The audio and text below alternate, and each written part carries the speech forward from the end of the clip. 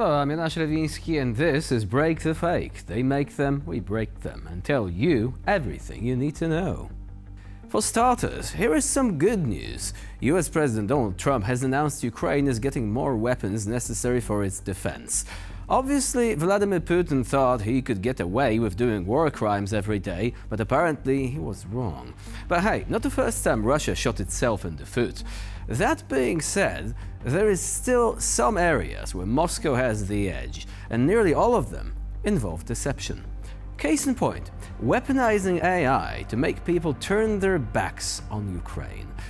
The Russian propaganda machine has learned how to adapt this technology to create misleading images and manipulative content that is then distributed through various social networks. And when the said social networks are giving up their role as moderators and simply allowing fake news to fester and spread, you can hear champagne corks pop over at the Kremlin.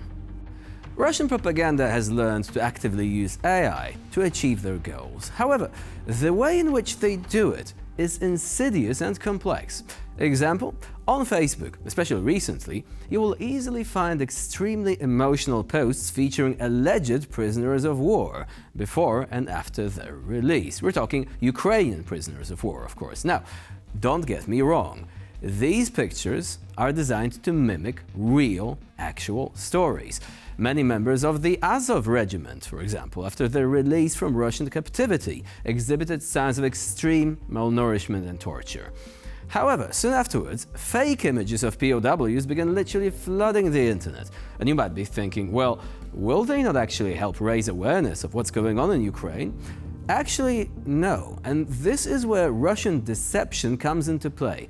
First of all, these posts often pop up on shady Facebook profiles, helping them drive engagement. They can also be used for fraud, as they often contain malicious links disguised, for example, as a petition to be signed. In this way, Russian propaganda abuses Facebook's algorithms to better promote its content to the audience. This happens because users who are moved by the subject matter of such posts start to like and comment en masse, which makes the post and the page more frequently seen and thus served by the algorithm. But what happens then is that all of a sudden, poof, all the posts about Ukrainian troops are gone, and instead you get totally different stuff. It could simply be some crypto scam, but it could also be narratives designed to promote Russian propaganda instead. The AI images are simply used as bait. But there is also another, even more sinister reason behind those AI-generated images, and again, it has Moscow's fingerprints all over it. You see, once there is enough AI slop making its rounds online, people share this more than the real stories, and then Russia can claim, preferably in an Alex Jones kind of voice, "Oh look, the whole thing about suffering Ukraine, cities being bombed, starved POWs and their crying wives, this is all fake." Plus, Russia may also wish to oversaturate the online environment with AI content simply to cheapen Ukraine's struggle and suffering. Once people begin to associate Ukraine with those emotional tearjerker appeals and images, they could simply walk away. In any case, the outcome keeps Putin a happy little bunker goblin. So, what can you do? Well, according to Ukrainian researcher and translator Volodymyr Tretiak, there is a couple methods to help you out. First, the obvious. Investigate the pictures and the profiles posting them. Poor Facebook engagement content typically features text designed to elicit an immediate emotional response, like "don't pass by" or "will you help us?" and so on. If you still think the image can actually be genuine, look closer. You'll be surprised, but clothing can reveal a surprising amount. Mr. Tretiak points out that AI-generated troop uniforms are mostly incorrect, as Ukrainians mostly use pixel-style patterns nowadays, but the AI images often feature generic camo instead. Another user on X also made a very interesting point about Ukrainian embroidered shirts, the vyshyvankas, with AI messing up their traditional patterns. Also, AI got way better recently when it comes to not actually giving people extra fingers, but it still often messes up text. Random letters or misspelled words are therefore a dead giveaway. And finally, the emotional tone of the image. The pictures often simply look somehow wrong, like firemen holding crying babies, literally posing for a picture, and their facial expressions may often be exaggerated and theatrical. Again, details, man, details. Remember, manipulative content is often aimed at eliciting an immediate reaction from you. Therefore, before you like or repost something, it's important to critically evaluate the publication, check the source, the facts provided, and whether it is marked as produced by artificial intelligence. It often isn't. It's called information hygiene, meaning that if it likely came from a Russian troll farm, you really don't want to touch it. Let's now talk about Moldova.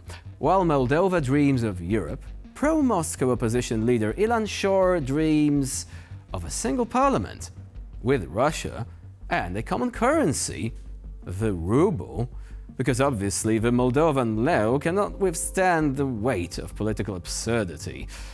A former deputy and current enthusiast of Russian influence, the sanctioned politician said that if his bloc wins the parliamentary elections, Moldova should form a union with Russia. He said this during a speech at the Congress of the Pobieda political bloc, yeah, you guessed it, taking place in Moscow. And yes, with the same Russia that is currently building the so-called Russian world in Ukraine, using Shahed drones and artillery shells. Sounds encouraging? I don't think so. Сегодня был бы действительно союз с Россией, и действительно у нас была бы одна экономика, то Молдове достаточно было и года, чтобы радикально поменять качество и уровень жизни людей. Поэтому я всегда говорю, я выступаю за союз, да, с единым парламентом, с единой валютой, потому что я верю в то, что именно это сможет поменять жизнь людей, проживающих в Молдове, здесь и сейчас, сегодня. Не завтра пустыми обещаниями, а сегодня. Now, you may be asking, who is this Shor character anyway? Well, Ilan Shor became most famous in Moldova after being accused of stealing $1 billion from the Moldovan banking system. Now, for this purpose, Shor gained control over 3 Moldovan banks all at once and, in 2014, made a little withdrawal. 1 billion this way or that, who's gonna notice, right? Well, wrong, because in the spring of 2015, Shor was detained and charged. At the time, he was already a candidate for mayor of his hometown of Orhei, and guess what? His status as a suspect did not prevent him from winning the election in the first round. In June 2019, the oligarch and leader of the Democratic Party of Moldova, Vlad Plahotniuc, lost power and left the country. Ilan Shor left along with him. Sometime later, Shor reappeared in Israel, from where he runs his party. The remoteness of his location and the court's guilty verdict over the $1 billion embezzlement did not prevent Shor from securing Moldovan parliament seats in 2021, along with 5 other party colleagues. In April 2023, however, he was stripped of his parliamentary mandate and his party was banned, because Chisinau really doesn't mess around when it comes to Russian interference. Unfortunately, like in a geopolitical game of whack-a-mole, Shor popped up with a different initiative, the Pobieda, which is Russian for victory.